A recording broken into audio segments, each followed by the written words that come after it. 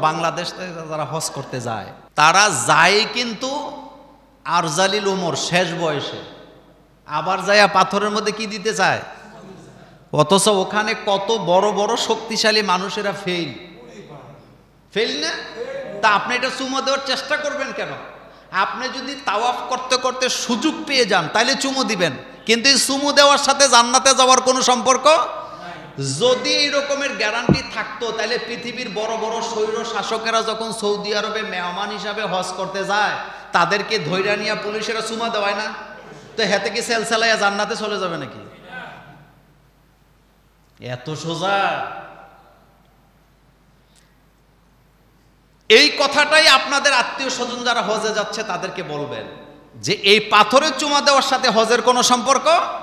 ওমর রাদিয়াল্লাহু তাআলা আনহু বলেছেন, তুমি একটা পাথর, তোমার ভালো মন্দ করার ক্ষমতা নাই। আপনি যদি মনে করেন এই পাথরের কারণে আপনি জান্নাতে যেতে পারবেন, পাথর আপনার ভাগ্যের পরিবর্তন করতে পারবে, আপনি মুশরিক হয়ে গেছেন, আপনার ঈমান চলে যাবে। আজকে আমরা জানব হজ মূলত আল্লাহর জন্যই করতে হবে। কোনো ব্যক্তি যদি হজ করে মানুষকে দেখাবার জন্য, হজ করে তাকে মানুষে হাজি মনে করবে, সে মক্কায় গেছে, এটা যদি তার অহংকার হয় তাহলে তার হজ আল্লাহর দরবারে কবুল হবে না। হারাম টাকা দিয়ে যদি কেউ হজ করে তার হজ আল্লাহর দরবারে হবে না। সেজন্যে হজ করতে হবে হালাল টাকা দিয়ে, হজ করতে হবে শুধুমাত্র আল্লাহর খুশির জন্য। যে ইসলামের 5টি স্তম্ভের একটি হলো হজ। আমি হজ করব আল্লাহর জন্য, এখানে মানুষের দেখানোর কিছুই নেই। হজ থেকে আসার পরে অনেকে ইচ্ছা করেই নিজের নামের আগে হাজি লেখে। নিজের নামের আগে কি লেখে? হাজি লেখে। এই যদি হয় উদ্দেশ্য, তাহলে এই হজ আল্লাহ দরবারে কবুল হওয়ার কোনো সম্ভাবনা নেই। গত জুমাতে আরেকটি কথা বলেছিলাম, যত কোটি টাকার মালিক হোক, হজ জীবনে কয়বার ফরজ বলছিলাম? একবার। মিলিয়ন ট্রিলিয়ন টাকার মালিকও যদি হয়, একবারই তার জন্য হজ কি ফরজ। আমাদের দেশে যারা হজ করে ম্যাক্সিমাম লোকদের উপরে হজ ফরজ হয় না, কিন্তু হজ করে।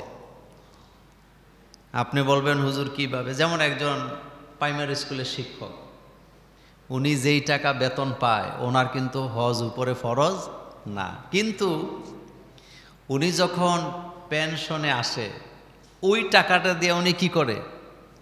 হজ করেন।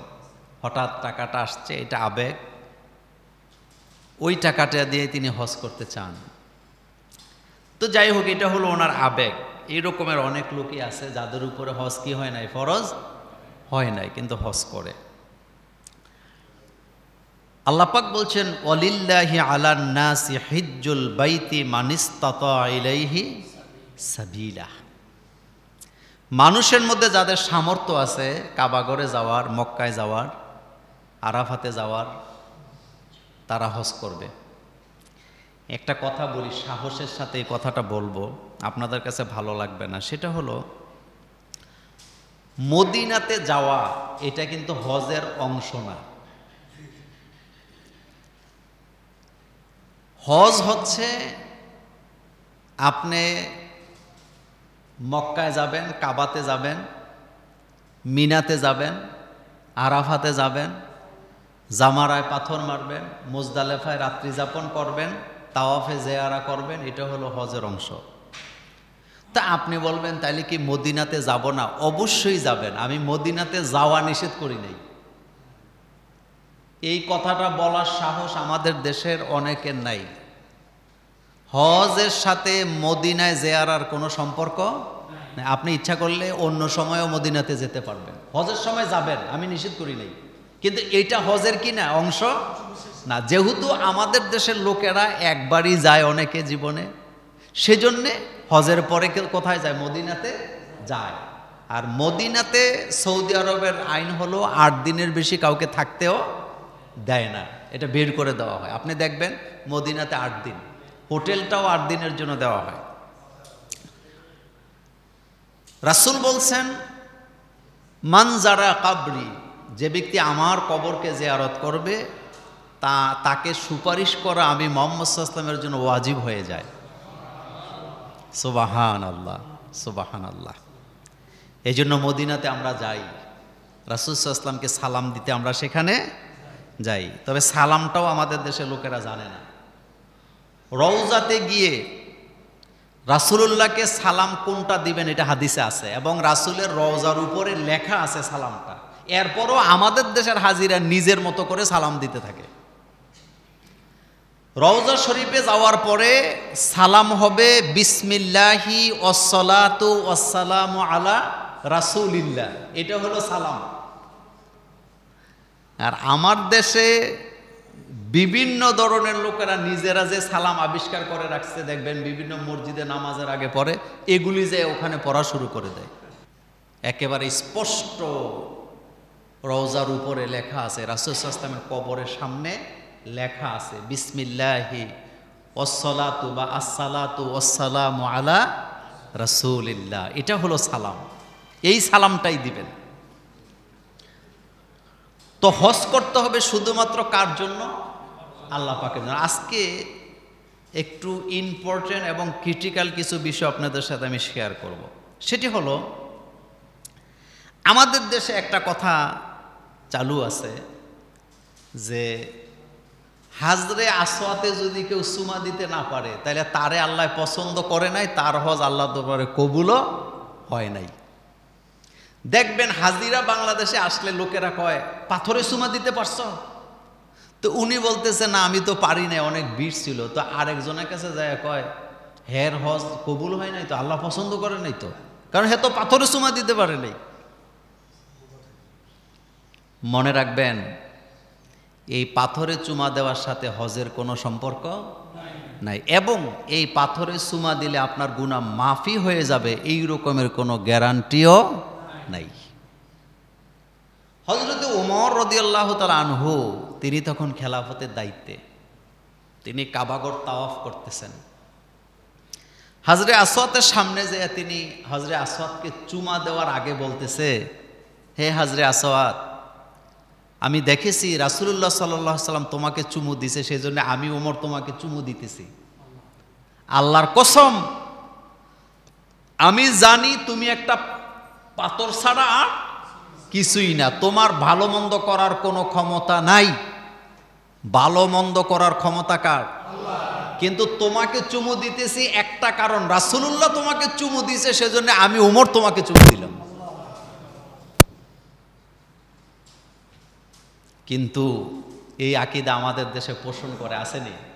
আচ্ছা, আমার ব্যক্তিগত জীবনের একটা অভিজ্ঞতার কথা বলি, আপনাদের কাজে দিবে। 2018 সালে আমি আমার ওয়াইফকে নিয়ে উমরাতে গেছি। তো সৌদি আরবে যাওয়ার পরে আমি অনেকগুলা, প্রায় সৌদি আরবে 35টার মতো মাহফিল করছি আমি ওই সফরে, সোজা কথা না। তো মাহফিলগুলা বিভিন্ন পর্যায়ে হয়েছে, মাঠেও হয়েছে, মসজিদে হয়েছে, হল রুমে হয়েছে। সবচেয়ে বড় মাহফিলটা আমি করছি মাসনা বাজার, জিদ্দা, বিশাল এরিয়া, অসংখ্য মানুষ। সেদিন মাসনা বাজারে যে বাঙালি মসজিদ আছে, পুরা মসজিদ ভর্তি হইয়া বারান্দা পর্যন্ত ভর্তি হয়েছিল বাঙালি। তো যাই হোক, ওই সফরের একটা স্মৃতির কথা বলি। আমার ওয়াইফ একদিন আমাকে বলতেছে, আমার বোনেরাও ছিল তার সাথে, আমার ওয়াইফ বলতেছে, আপনি কেমন স্বামী, আমারে তো ধৈর্য নিয়ে হাজরে আসওয়াদটা একদিন চুমা দেওয়াইলেন না। তা আমি হাসি দিয়ে বললাম যে দেখো, আমি নিজেও এটা চুমা দেওয়ার চেষ্টা করি না, আর আমার এমন ক্ষমতাও নাই যে তোমারে নিয়ে আমি এটাতে চুমা দেয়া নিয়ে আসবো, আমি পারবো না। তুমি যদি পারো যাও, আমার কোনো আপত্তিও নাই, কারণ আমি জীবনে একবারই এটাতে চুমা দিছি, তাও আমি জানি কত ব্যথা আমি পাইছি। সুতরাং এই যুদ্ধ করে পাথরে চুমা দেওয়ার চেষ্টা আমি ভবিষ্যতে আর করার কোনো সম্ভাবনা নাই, তুমি পারলে যাও। সে আমার সাথে এই বিষয়টা নিয়ে মনোমালিন্য হয়েছে, স্বামী স্ত্রী যেটা হয়, অভিমান। তার বক্তব্য হলো, আমি কেন তারে ধরে নিয়ে চুমা দেওয়াই না? আমি বলছি আমার দ্বারা কি না, আমি নিজেই তো চুমা দেই না, তো তোমারে দেওয়া কেমনে? আমার বোনেরা আর সে পরামর্শ করছে তারা রাতের বেলা চুমা দিতে যাবে। রাতের 2:30 বাজে তারা একদল গেছে, মহিলা নেত্রী হইল এই দলের আমার ওয়াইফ। চুমা দিতে গিয়ে মানুষের চাপ খাইয়া বেহুশ হইছে। আমি কিন্তু জানি না ঘটনা।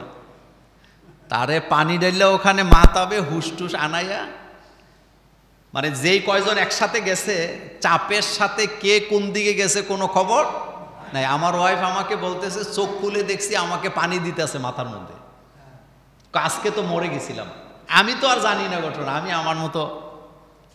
পরে সে আমারে সকাল ফজরের পরে আসছে, আইসা তার মন ভালো না, আমাকে তাদের রুমে ডাইকা নিছে, নিয়ে আমার হাত ধরে কাঁদতেছে। তা আমি তো স্বাভাবিক, আমার স্ত্রী কাঁদবে কেন, কান্দার তো কোনো কারণ নাই। আমি বললাম তুমি কাঁদতেছো কেন? আজকে তো মরে গেছিলাম। মরে গেছিলাম মানে? আমরা রাতের বেলা হজরে আসওয়াতে চুমু খাইতে গেছিলাম, এই ঘটনা ঘটছে। আমি পরে চোখ খুলে দেখছি আমারে কয়েকজনে মাথার মধ্যে পানি দিতেছে। তা আমি তারে কিছুই বলি না, আমি শুধু এতটুকু বলছি এই জন্যই আমি রাজি হইনি।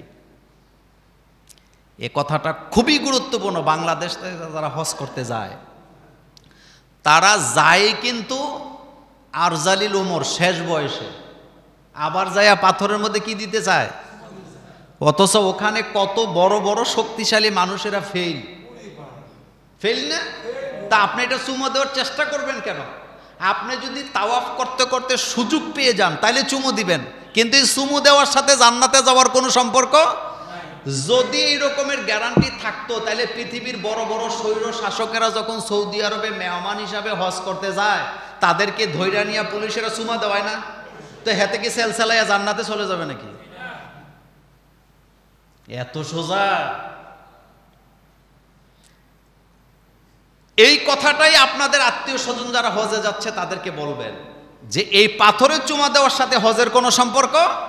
ওমর রাদিয়াল্লাহু তাআলা আনহু বলেছেন তুমি একটা পাথর, তোমার ভালো মন্দ করার ক্ষমতা নাই। আপনি যদি মনে করেন এই পাথরের কারণে আপনি জান্নাতে যেতে পারবেন, পাথর আপনার ভাগ্যের পরিবর্তন করতে পারবে, আপনি মুশরিক হয়ে গেছেন, আপনার ঈমান চলে যাবে।